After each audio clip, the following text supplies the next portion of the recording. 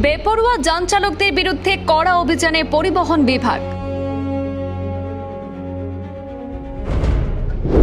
হেলমেটবিহীন bike, triple riding এবং প্রয়োজনীয় নথি ছাড়া যানবাহনের বিরুদ্ধে কড়া ব্যবস্থা।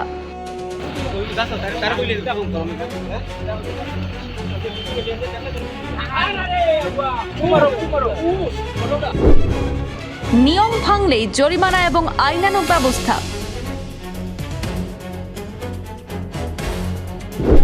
দক্ষিণ করিমগঞ্জে নিলামবাজার থানার সঙ্গে যৌথ নাকা চেকিং শুরু। দক্ষিণ করিমগঞ্জে সড়ক দুর্ঘটনা রোধে এবার কড়া পদক্ষেপ নিল জেলা পরিবহন বিভাগ।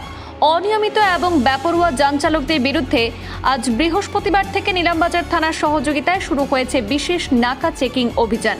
জানা গেছে, আগামী কয়েকদিন বিভিন্ন এলাকায় স্থান পরিবর্তন করে এই অভিযান চালানো হবে।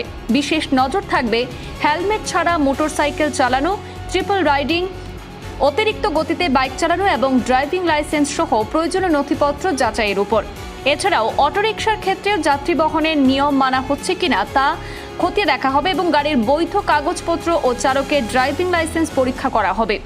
নিয়ম লঙ্ঘনের অভিযোগ প্রমাণিত হলে আর্থিক জরিমানার পাশাপাশি মোটরযান আইনে প্রয়োজনীয় আইনানুগ ব্যবস্থা গ্রহণ করা হবে বলে পরিবহন বিভাগ সূত্রে জানা গেছে। প্রশাসনের দাবি, এই বিশেষ অভিযান শুধুমাত্র আইন প্রয়োগের জন্য নয়, বরং সড়ক নিরাপত্তা নিশ্চিত করা এবং দুর্ঘটনার সংখ্যা কমানোর লক্ষ্যেই নেওয়া হয়েছে।